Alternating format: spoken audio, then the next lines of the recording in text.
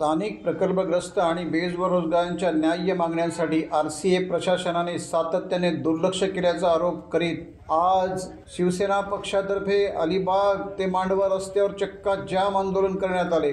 अनेक बैठका आणि चर्चेनंतरही प्रशासनाने कोणताही ठोस निर्णय घेतलेला नाही असा गंभीर आरोप आमदार महेंद्र दळवी यांनी केला आहे। प्रशासनाच्या या आडमुठेपणाविरोधात अखेर प्रकल्पग्रस्त रस्त्यावर उतरले असून आमदार दळवी यांच्या नेतृत्वाखाली 141 प्रकल्पग्रस्त आज आंदोलन करीत आहेत। या आंदोलनामुळे मांडवा ते अलिबाग मार्गावर वाहतूक विस्कळीत झाली आहे।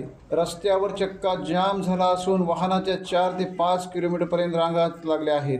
जोपर्यंत मागण्या मान्य होत नाही तोपर्यंत आंदोलन मागे घेणार नाही, तर RCA प्रशासनाने आमच्या सहनशीलतेचा अंत पाहू नये, अन्यथा आंदोलन अधिक उग्र करू असा इशारा शिवसेनेने दिला आहे। आमदार महेंद्र दळवी या संदर्भात जिल्हाधिकारी आणि पोलीस अधीक्षक यांच्या समवेत बैठक घेतली। प्रशासनाने कोणताही आडमुठेपणा करू नये, स्थानिक प्रकल्पग्रस्तांना न्याय द्यावा असा इशारा आमदार महेंद्र दळवी यांनी दिला आहे। जिल्हा प्रमुख राजा केनी यांनी सडेतोड सांगितले आहे की प्रकल्पग्रस्त आणि इथल्या शेतकऱ्यांना न्याय द्या, अन्यथा आम्ही शांत बसणार नाही।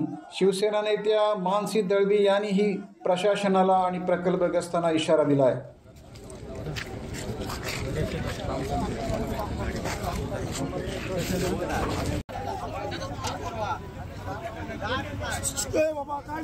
करणार आहोत आपण लॉ अँड ऑर्डरचा विचार करून खऱ्या अर्थाने दोन्ही नाके बंद करून दिवाळीमध्ये अलिबागमध्ये येणाऱ्या पर्यटकांना नक्की मजा करून आमच्या भूमिपुत्रांचा मूळ प्रश्न आहे ज्याच्याकडे सरकारने लक्ष द्यावं। आणि खऱ्या मी 800 मध्ये 11 वर्ष नोकरी केली कार्यकर्ता, त्यांची भूमिका मला नक्की माहिती आहे आणि मग आमच्या त्याचा अंत बघू नये। आरक्षेपचे जे अधिकारी या परिसरात राहतात त्यांच्या घरांना कुलूप लावलं त्यामध्ये भूमिका बजावतील, कलेक्टर याच्यामध्ये भूमिका बजावतील, पण शेवटी कायद्याने जो जनतेला अधिकार दिला आहे त्या अधिकाराचा वापर करून खऱ्या अर्थाने ज्या अत्यावश्यक सेवा आहेत, उद्या स्कूल असेल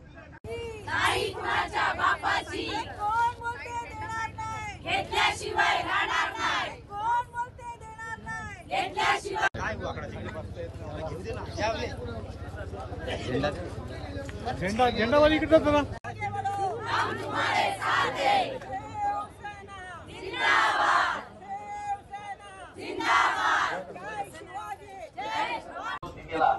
त्याला हाणून पाडण्याची ताकद आपल्यामध्ये निश्चित आहे। तर आतापर्यंतच्या प्रवासामध्ये अनेक खात्यावरती या सगळ्या मी विशेष दोन इतमध्ये लिहिलेला आहे आणि त्याचा आमदार मला केलेला आहे, लोकांचा दिलेला त्या दृष्टिकोनाचा काम आहे। खरं तर RCA प्रकल्पग्रस्तांचा प्रश्न गेले 40 वर्ष प्रलंबित आहे आणि मागच्या वर्षी RCAचा जेव्हा विस्तारीकरणाचा प्रस्ताव आला तेव्हा आम्ही मुख्यमंत्र्यांच्या आदेशाप्रमाणे त्याला मान्यता दिली। त्यावेळी त्यांनी आम्हाला आश्वासित केलं होतं की कुठल्याही परिस्थितीमध्ये येणाऱ्या विस्तारीकरण प्रकल्पामध्ये या प्रकल्पाला नोकरी दिली जाईल। प्रकल्प चालू होऊन 6 महिने झाले विस्तारीकरणाचा, पण RCA त्याच्यामध्ये कुठलेही मार्ग काढण्यास तयार नाही आहे आणि म्हणून अनेक वेळा निवेदना माध्यमातून आम्ही त्यांना सूचित केलं की बाबा शेवटी नसेल तर आम्हाला राष्ट्रीय लढायला जाईल। महाराष्ट्र राज्याचे मुख्यमंत्री आदरणीय फडणवीस साहेब यांनी केंद्रीय मंत्री JP नड्डांना देखील पत्र दिलं। त्यांनी त्याच्यामध्ये सूचित केलं, सांगितलं की कुठल्याही परिस्थितीमध्ये विस्तारीकरणाचं काम सुरू होते हे बाधित जे आता प्रकल्पग्रस्त आहेत त्यांना ॲज इट इज नोकरीमध्ये सामावून घ्यायला पाहिजे। मी स्वतः दिल्लीला जाऊन JP नड्डांना 2 वेळा भेटलो, त्यांना माझी कैफियत किंवा जे म्हणणं आहे ते सांगितलं। खरं तर हा लढा अनेक नेत्यांनी अनेक पक्षाच्या माध्यमातून या ठिकाणी हाताळण्याचा प्रयत्न केला, काही वेळेला यश आलं, काही आलं नाही आहे। पण RCA जे म्हणणं आहे की 300 मूळ प्रकल्पग्रस्त आहेत, पण RCAने देताना 617 लोकांना नोकऱ्या दिल्या आहेत, उर्वरित फक्त 141 आहेत। त्या लोकांना नोकरी देणं हे बंधनकारक आहे असं साधं लॉजिक आहे। RCA जे कोर्टाचं कारण सांगतं, ज्या सुप्रीम कोर्टामध्ये गेले त्याच्याशी आमचा कुठलाही भूमिपुत्रांचा संबंध नाही आहे, तो थेट जिल्हाधिकाऱ्यांशी आहे। त्यांनी नवीन दाखले देऊ नये हा त्याचा मागचा उद्देश आहे, तो जिल्हाधिकारी निर्णय घेतील। पण जे दाखले व्हेरीफाईड आहेत त्यांना विस्तारीकरणामध्ये आम्हाला सामावून घेतलं पाहिजे, ही साधी आमची सोपी मागणी आहे आणि म्हणून RCA ऐकत नसेल तर ही लढाई आमची जारी राहील। आज आम्ही रस्त्यावरचं आंदोलन पुकारले, 2 दिवस आमचं साखळी उपोषण या ठिकाणी प्रकल्पाच्या माध्यमातून, पण 17 तारखेला अलिबागमध्ये येणाऱ्या सगळ्याच लोकांना आम्ही बंदी करणार आहोत, जेणेकरून सरकार केंद्र सरकारचं लक्ष याच्यावरून होऊन खऱ्या अर्थाने आमच्या भूमिपुत्रांना न्याय मिळेल ही मागची त्याची भूमिका. सर, आपण पोलीस स्थानिक अधीक्षकांनी कायदा आणि सुव्यवस्थेचा प्रश्न निर्माण होऊ नये या संदर्भात जिल्हाधिकारी कार्यालयात झालेल्या बैठकीत देखील आपल्याला आव्हान केलेलं आहे आणि आपण या ठिकाणी भाषणामध्ये सांगितलंय की आरसीएफच्या अधिकाऱ्यांच्या घराला कुलूप लावणार. हा वाद अधिक चिघळण्याची शक्यता होऊ शकते. काय कसं बघता आपण लोकप्रतिनिधी आहात? आणि ते म्हणाले केंद्राचा प्रकल्प आहे. पोलीस अधीक्षकांनी जे म्हणणं केलं त्या म्हणण्याशी आम्ही सहमत आहोत. हा केंद्रीय ही मालमत्ता आहे, याचा नक्की आम्ही आदर करतो. कारण मी देखील आरसीएफमध्ये 11 वर्ष जॉब केला आहे. गेले 36 वर्ष सक्रिय राजकारणामध्ये आहे. अनेक आंदोलन या गेटवरती मी केलेली आहेत. त्याच्यामध्ये त्या सगळ्या कायद्याचा अभ्यास करून आम्ही नक्की त्याच्यामध्ये सहकार्य करू. परंतु आरसीएफ मॅनेजमेंट अशा पद्धती जर हे असेल तर त्यांनी त्याचा विचार करावा. आज त्यांनी बोलून देखील ते आरसीएफ आले नसेल तर त्यांनी पहिला त्यांचा विचार करावा की लोकप्रतिनिधी आणि अधिकारी यांच्यासमोर आरसीएफ येत नसेल तर ते कोणाचा अवमान करतात हे त्यांनी पहिलं अवलोकन करावं. आम्हाला पूर्ण खात्री आहे की या सगळ्या संदर्भात पोलीस अधिकारी असतील, जिल्हाधिकारी असतील, हे सगळे आम्हाला सहकार्य करतील आणि आमच्या आंदोलनाला पाठिंबा देतील असं मला हे नक्की. आंदोलन कधीपर्यंत सुरू राहील? नाही, ह्याचा काय अंत नाही आहे. हे आंदोलन जोपर्यंत निर्णय मिळत नाही तोपर्यंत कायम चालू राहणार. आज फक्त आम्ही दिशादर्शक म्हणून राज्य सरकारने केंद्रात सूचित केलं आहे की आम्ही रस्त्यावरची लढाई लढण्यासाठी सज्ज आहोत आणि तो आजचा दिवस आहे. पण 2 दिवस आम्ही साखळी उपोषण प्रकल्प करणार आहोत.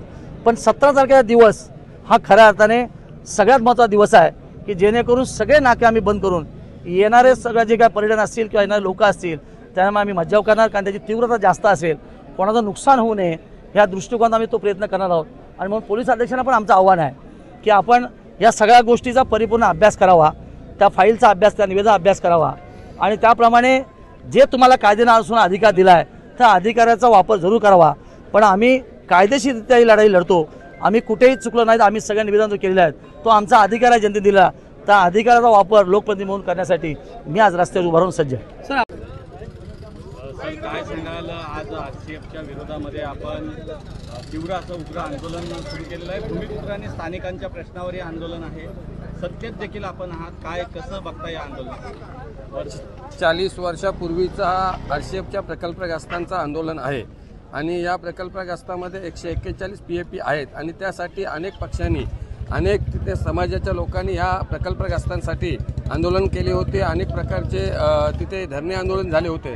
परंतु हाचा शेवटचा हा आंदोलनाचा लढा आहे. आमदार महेंद्र शेठ दलवी यांच्या मार्गदर्शनाखाली, यांच्या नेतृत्वाखाली हा आरसीएफच्या विरोधात जो आंदोलन सुरू केलेला आहे तो आंदोलन आणखी तीव्र पद्धतीने कसा होईल यासाठी सर्व जिल्ह्यातील शिवसैनिक आणि आज जो आंदोलनाला सुरुवात झाली आहे त्याच्या आंदोलनाची प्रक्रिया आणखी वाढत जाणार आहे आणि ह्या आरसीएफच्या विरोधात पूर्णपणे आंदोलन केले जातील. कारण आज जिल्हाधिकारी मोदयांनी जी कलेक्टर ऑफिसमध्ये जी बैठक बोलवली होती त्या बैठकीला पोलीस प्रशासनसुद्धा हजर होता. परंतु आरसीएफचं मॅनेजमेंट कुठेही त्या बैठकीला आली नाही आणि आरसीएफची मॅनेजमेंट जर त्या बैठकीला आली असती तर कुठेतरी तोडगा निघाला असता आणि तोडगा निघाला असता त्यामुळे आंदोलन करण्याची वेळ आली नसती.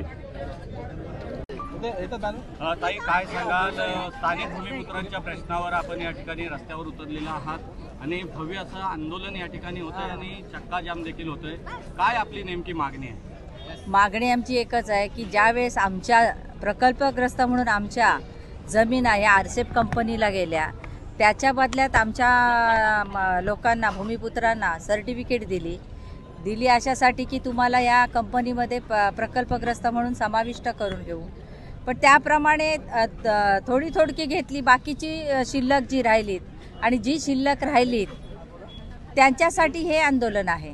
आतापर्यंतच्या प्रवासामध्ये जवळजवळ 40 वर्ष हे आमचे भूमिपुत्र न्यायप्रविष्टेत आहेत की प्रतीक्षेत आहेत की आमची मुलं ही लागली पाहिजे. कारण आम्हाला शासनाकडून सर्टिफिकेट दिलेले आहेत त्यावेळेस, ज्यावेळेस आमच्या जमिना गेल्या आणि त्याच्या बदल्यात आम्हाला ही सर्टिफिकेट दिलीत आणि आमचा तो अधिकार आहे. कारण आज प्रकल्प उभा आहे केंद्र सरकारचा, हा आमच्या जमिनांवर आहे, आमच्या पूर्वजांच्या जमीन आहेत आणि त्या जमिनांवर हा प्रकल्प आहे.